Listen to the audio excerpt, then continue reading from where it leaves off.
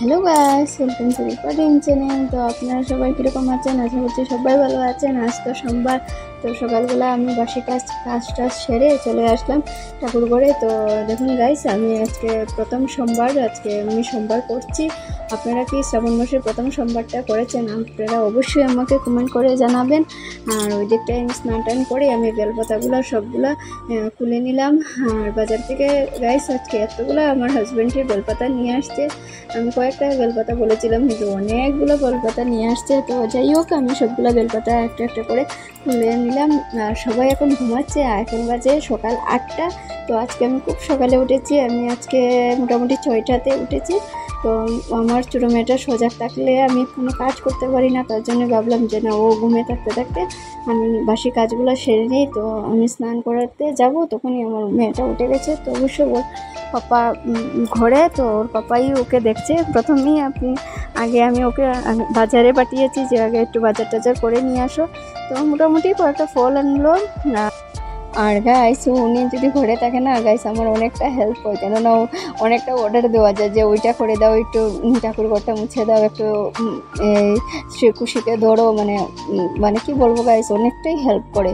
আর তো একটু ভিডিওটা ধরো, কেননা আমার বড় মেয়েটাও আবার টিউশন আছে, 8টার সময় ওর মিস এসে গেছে, তো ও মিসের কাছে পড়ছে। তো না হলে ও আমার বড় মেয়েটাই ভিডিও করে। তো উনি আজকে তো আর উনি ভিডিও আমার মেয়েটা ভিডিও করতে পারছে না, তো আমি উনাকেই বলেছি যে ভিডিওটা একটু করার জন্য। তো উনি ভিডিওটা করছে, নাহলে তো আজকে আমি আপনাদের সঙ্গে ব্লগটা শেয়ারই করতে পারতাম না। তো উনি আমার পুরো ভিডিওটা উনি করেছে, কি বলবো গাইস, 1 ঘন্টার মতো আমার ভিডিওটা করেছে। কিন্তু এখান থেকে আমি অনেকটা স্কিপ করে আমি ভিডিওটা তুলে ধরেছি, কেননা এতটা ভিডিও তো আর আপনারা দেখবেন না, একদম বোরিং লাগবে। আস্তে আস্তে আস্তে আস্তে আমি সবগুলো কাজ করছি, তার জন্য আমি এই ভিডিওটাকে একদম স্পিড দিয়ে একটু আপনাদেরকে দেখাচ্ছি। তো আমার মোটামুটি এখন পুজোর ফল টল কাটা শেষ, ফুল টুলও দিয়ে দিয়েছি। আমি শিব ঠাকুরকেও স্নান করিয়ে আমি এখানে বসিয়ে দিয়েছি। তো আমার হাজব্যান্ডের জন্য একটু এই যে দুধ, ঘি, এগুলা সবগুলা মিলিয়ে 5টা জিনিস মিলিয়ে আমি একটা বটির মধ্যে রেখেছি। তো ওনাকে বললাম যে তুমি স্নান করার পরে একটু শিবের মাথায় জল ঢেলে দেবে। তো আর আমি এখন গিয়েছি গাইস উপর থেকে জল আনার জন্য, তার জন্যই আমাকে একটু সময়ের জন্য দেখেননি। তো এখন আমি ফল টল কেটে নিচ্ছি। আর গাইস কি বলবো, যে আমার ঠাকুর দিতেও না অনেকটা অসুবিধা হয়ে যায়, উপরে একদম জল, ছাদের উপর থেকে জল আনতে হয়। আর তার মধ্যে ঠাকুরের যে ভোগটা যে লাগাবো, এটা আমার নিচে দিলে না আমার ভালো লাগে না, তার জন্য একটা আমি টেবিল সেট করি, তার মধ্যে আমি টেবিলের মধ্যে আমি ভোগটা লাগিয়ে দিই। যে দোকান গাইস, আমি একটা টেবিল নিয়ে আসছি। তো এটা তো বুঝতেই পেরেছেন এটা কিসের টেবিল। আমার বড় মেয়েটার স্টাডি টেবিল ছিল, এখন আর ও ইউজ করে না। স্টাডি টেবিলটা ভেঙে গেছে, একটা সাইড ভেঙে গেছে। তো এটাকে আমি ভালো করে ধুয়ে টুয়ে ঠাকুরের ভোগ লাগানোর জন্য আমি রেখে দিয়েছি। তো সবসময় নিত্য পূজার সময় তো ছোটো ছোটো বাসন থাকে, এখানেই হয়ে যায়। তো বৃহস্পতিবারে কিংবা কোনো কিছু একটা মোটামুটি ফল টল সাগুর নৈবেদ্য দিলে নিচে হয় না, ঠাকুরের কুশিটা তো খুব ছোটো। তো এখানে আমি নিয়ে আসছি। আর আমি যে ঘন্টি বাজাচ্ছি সবগুলা সবগুলা ঠাকুরকে এরকম সাজিয়ে টাজিয়ে দিচ্ছে। আমার মেয়েটা খুব দেখছে, কিংবা চিৎকার দিচ্ছে, ও ও এসে আমার সঙ্গে কাজ করবে। কি বলবো গাইস, আমি যদি দেখতে আপনাদেরকে দেখাতে পারতাম, তাহলে বুঝতে পারতেন কি হুলস্থুল বিছনার থেকে ওকে আমি ছেড়ে দেবো, ও এসে ফল টল সবাই কিছু নিয়ে নেবে, আমাকে বিছনার থেকে দেখাচ্ছে, আমাকে ওইটা দিয়ে দাও, ওইটা দিয়ে দাও। আমি কি করবো বল। তো মোটামুটি আমার ঠাকুর পুজো লাগিয়ে দিয়েছি, ঠাকুরকে আমি একটু নিবেদনও করে নিচ্ছি। এখন আমি তুলসী পাতা দিচ্ছি। তো আমি নিবেদন করে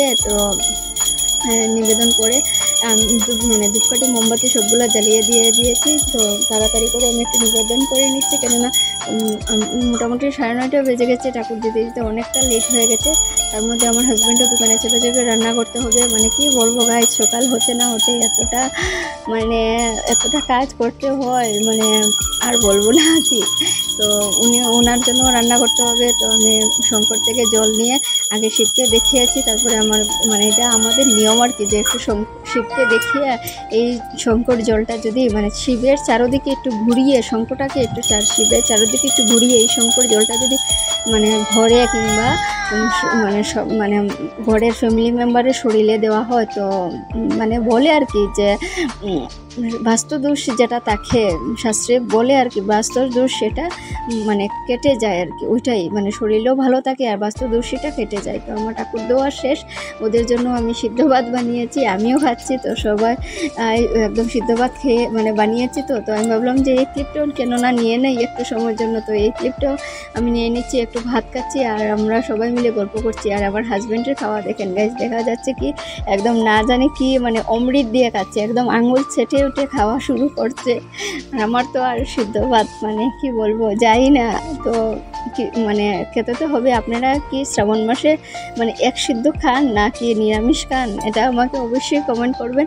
কিন্তু গাইস একটা কথা বলবো কি, যদি মানে আপনারা মনে কিছু না নেন তাহলেই বলবো, মেয়েদেরকে বিশেষ করে বলছি, তো প্লিজ শ্রাবণ মাসের সোমবারটা যদি মানে নিরামিষ খাওয়া মানে যায় না তাহলে খুবই ভালো।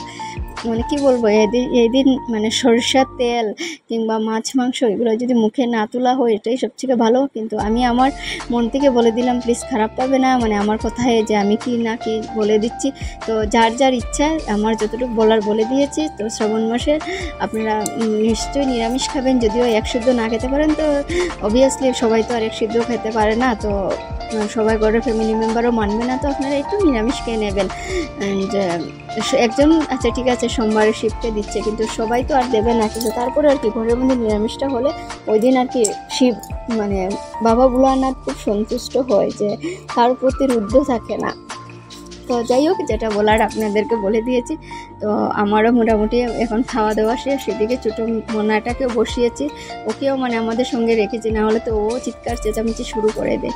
তো আজকের জন্য গাইস আমি ভিডিওটা এখানেই শেষ করছি। যদি ভালো লাগে তো অবশ্যই কমেন্ট করবেন, লাইক করবেন আর একটা পারলে শেয়ার করে দেবেন। ধন্যবাদ, ভালো থাকবেন, সুস্থ থাকবেন, আর দেখা হবে নেক্সট ব্লগে।